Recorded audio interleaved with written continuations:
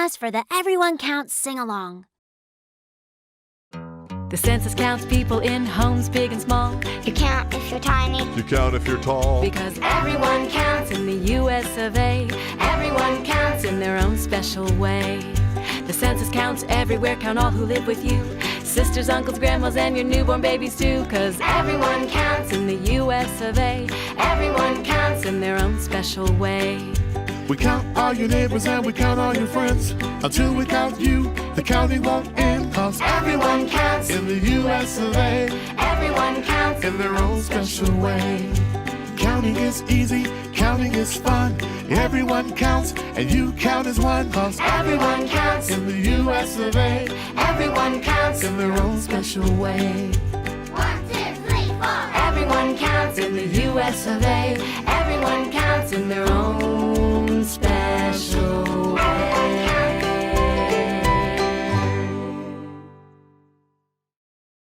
For more great preschool resources, visit census.gov/schools/pre-K.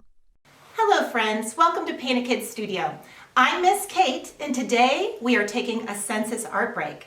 That means we will create an amazing work of art while learning all about the US Census. Let's get started.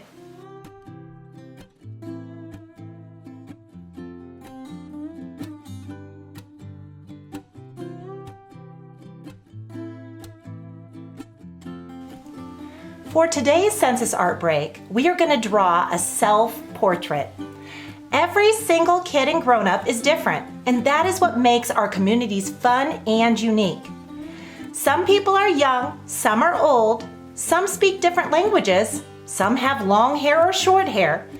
No matter how different we seem to be from one another, everyone still gets counted in the census. Let's get started. So, to start our self-portrait, I'm going to start with a big oval for our head. Once we have our head on, we can go ahead and add our ears. So our ears aren't up at the top of our head, that's where our hair goes, and they're not down here by our chin. They're almost exactly in the middle of our head. So I'm going to draw two curves, one on each side. After you have your ears on, we're going to go ahead and put on our neck. So our neck starts just a little bit in from the sides of the face. So I'm going to draw a line down and a line down, just like that. After you have your neck on, we're going to go ahead and draw our shoulders. So our shoulders go out from our neck, curve and down. Other side, out from our neck, curve and down. So now we've got our neck and our shoulders. So after you have your neck and your shoulders drawn, you can go ahead and decorate what you're wearing. So I'm just going to be wearing a t-shirt, I think. You might see a little bit of your arms here, maybe a little bit. And maybe I'm wearing like a jacket today, so I'll go ahead and put my jacket on.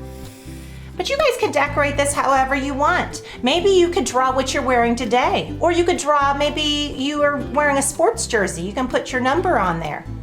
So after you draw your clothes, so what your shirt is, we're gonna go ahead and move back to our face. So we already have our head with our ears.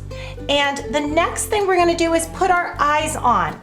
So just like our ears, our eyes are not going to go up here where our hair goes, and it's not going to go down on our chin. Eyes are actually almost exactly halfway between the top of your head and the bottom of your chin. So the way I like to do eyes is I like to do them as donuts. So two little donuts. And the middle of the donut is black. And the reason why I draw my eyes as donuts is this white outer circle, that's where the color of your eye goes. So say you have brown eyes or green eyes or blue eyes. My eyes are green. So when it's time to color, I'm gonna have somewhere for that color to go. After you have your donut eyes, we're gonna go ahead and finish them off by, I'm gonna show you my favorite way to draw eyes, is I usually draw my eyes like this. I put a curve on top of my donut, a curve on top of my donut, and a curve below my donut. So they're like football shaped, like that.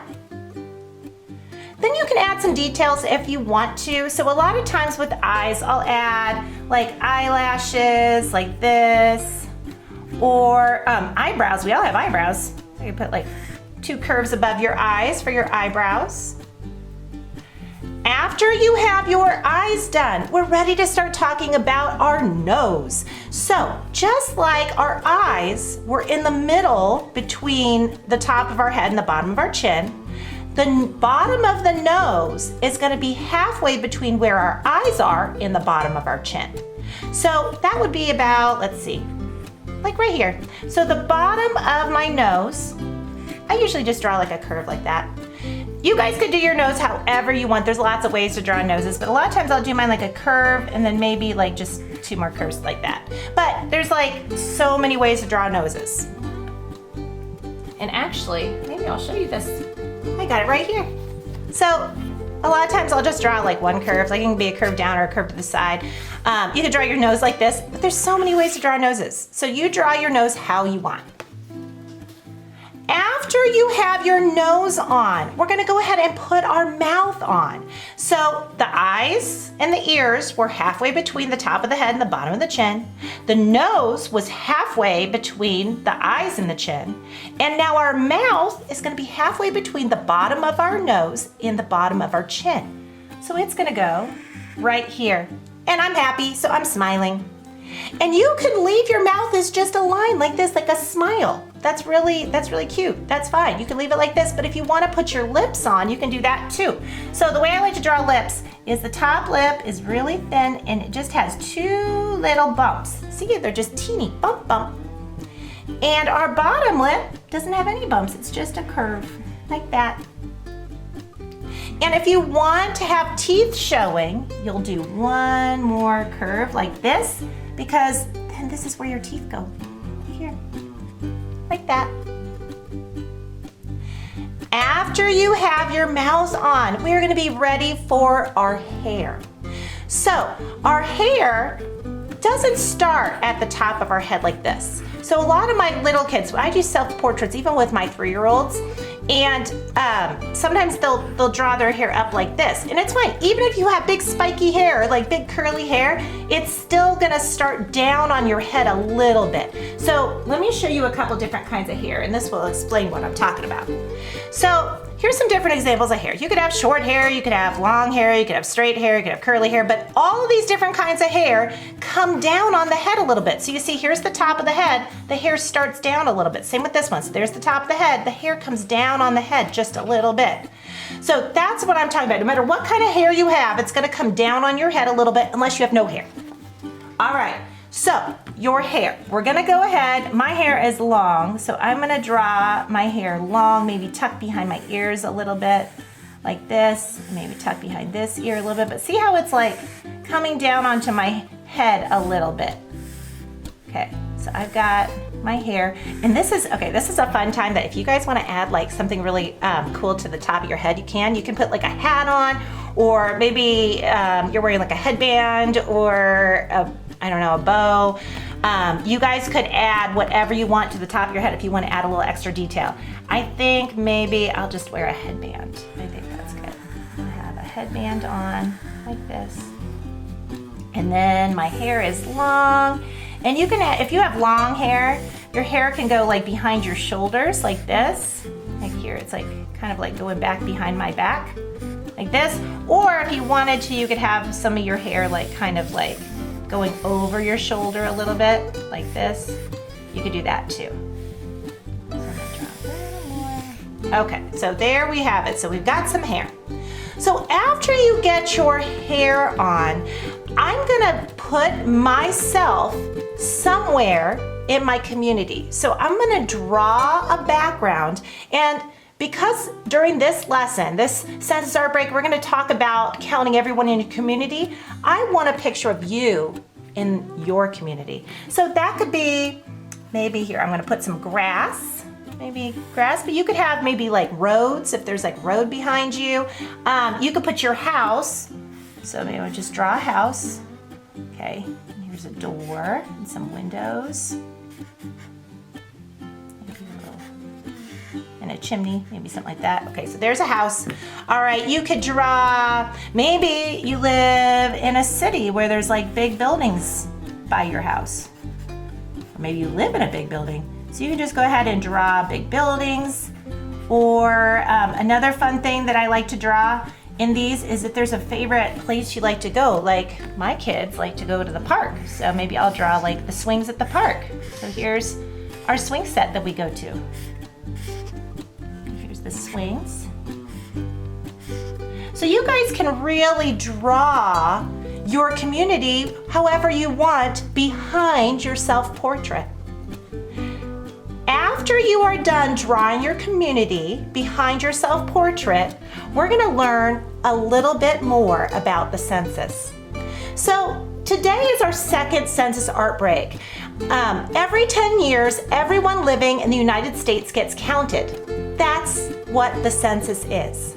Counting all those people helps the Census Bureau find out how many different kinds of people live in different kinds of places. So last week, we focused on counting our families that live in our home. Today, we are going to talk about counting all of the families in your whole neighborhood and community. Every family is unique and special, and this is what makes our communities so special. Some families speak English, some speak Spanish, some families have lived in the USA for a long time, some have only lived here for a short time. The best part is that everyone counts in your community. Counting everyone means that your community will have more dollars for community helpers like firefighters, doctors, or police officers. This is how we know where to build more playgrounds, libraries, and parks. Make sure someone in your home completes the census online, by phone, or by mail. It's easy and takes less than 10 minutes to complete. Now let's get back to these self-portraits. So, as you can see, with my self-portrait, I've already colored my eyes, but if you guys have not done that yet, make sure you figure out what color eyes you have and color in this part of the donut here in our eyes. So I have green eyes, but you guys might have brown or blue eyes. And guys, I'm working with a colored pencil, or I'm working with colored pencils today. You might be working with crayons or markers. Work with what you got. All right, so color in your eyes. And the next thing I like to do is I like to color in my hair. So my hair is brown, but yours might be blonde or black or red. So go ahead and color in your hair. And if you have long hair, this part might take a while. I've got long hair, so I have a lot of hair to color. But I'm really fast at coloring, so I'm gonna color pretty fast. You guys color slow and careful. It is not a race. All right, so I've got that. And I have a little headband on, so I'm gonna try to remember not to cover up that headband with brown. Maybe I'll make my headband match my clothes. All right, so I've almost got my hair all colored in. All right, so there's my brown hair. After I have my hair done, we can move on to our skin. So your skin could be light, it could be dark, it could be tan. So I'm gonna make mine this, like I have this like peachy color. So I'm gonna make my skin this color. And you guys just color in your skin the color, you know, that your skin is, so that it looks like you. That's the whole point of a self-portrait, is you want the self-portrait to look like you. You don't want your self-portrait to look like me. It's gotta look like you, or else it wouldn't be a self-portrait. So you color in, oh, and guys, don't forget the ears, and don't forget the neck. I always forget to color in the neck. So we gotta get all of this. And again, guys, I'm coloring super fast. You guys don't need to color this fast. You color slow and careful. All right, so whenever you get all your skin colored in, you can go ahead and move on to your lips. So lips, they're usually like a little bit, maybe like a little darker than our skin color, but I always like to add a little pink too. So they could be like a little pinky or a little peachy. like that. So I'm using two colors. Because I don't have a lot of colored pencils to choose from right now. So I'm kind of combining two colors. So I've got like peachy and pinky, and I think that's the color of my lips. That's pretty good. But I'm not gonna color in my teeth. I want my teeth to be white.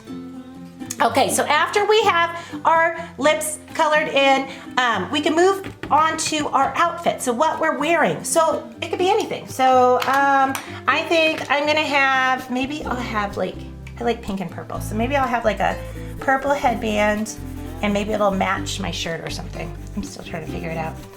All right, this is the fun part. This is where you can get really creative and you can use your favorite colors. So I think maybe I'll have a purple, maybe I'll have like, well, maybe I could have like a purple striped shirt. That might be kind of fun. Yeah, I'm gonna have stripes on my shirt. Okay, so it's like I'm wearing like a purple striped t-shirt and I have a purple headband to match. That's perfect. Okay, so there we go. So I've got like purple striped shirt.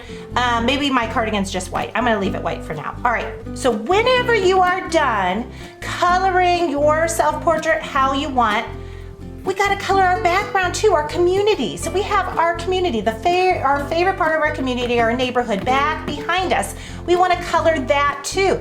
So if you have like, mine looks like, okay, there might be some grass back here, so I'm gonna color that green. And when I get to my house is like kind of like a brown color. So I'm just gonna like make my house brown. But you guys can color your background any way that you want. Thank you so much for drawing self-portraits with me today. I love this lesson. It's one of my favorites, and I hope you had fun drawing with me and learning about the census. We count everyone in your neighborhood. Hello again. Remember me? I'm CB. Are you ready to talk about the people who live in your neighborhood? A lot of people live in homes like these. There are a lot of different types of homes though. Sometimes homes look like this, or this. These two groups are different sizes. Which home has more people living in it? Oh, that's right, the farmhouse. Everybody needs to be counted. It's also important to remember to count newborn babies because they can't talk and remind someone to count them. Thank you for helping, everybody. People live in different kinds of homes everywhere, farms and cities and everything in between. Let's see who else lives in your neighborhood that we need to count.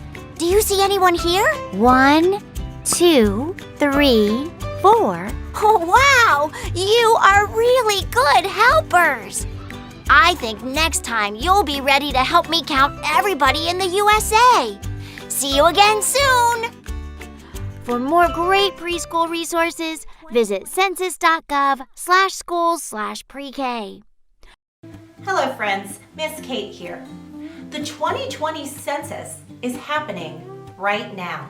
And before our art break is over, there are 3 things that I want you and your family to know. The census is safe, easy, and important. The census is safe and only used to count how many people live in your area so your family and friends can have the best resources for years to come. Your response is always kept confidential. The census is easy.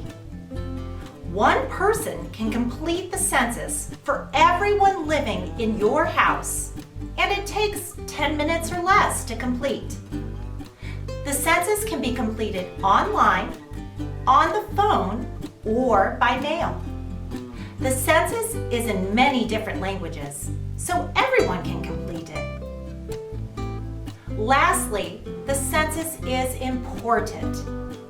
Information from the census provides the basis for distributing more than $675 billion, which helps fund schools, hospitals, and many other programs that we need. This is especially important now. Make sure one of your family members completes their 2020 census. They can go to 2020census.gov right now to complete their census. Thank you so much for joining me today for our Census Art Break. I hope you had so much fun and learned a lot about the census while making an amazing art project. If you are proud of your artwork and would like to share it with me, please take a photo and share it on social media with the hashtags censusartbreak and countdmvin. Thank you to all of our partners for bringing you this Census Art Break. We are so glad you were able to draw with us today. We will continue posting new art lessons every day at 1 p.m. So hit that subscribe button and ring that bell so you can be notified every time we post a new art video.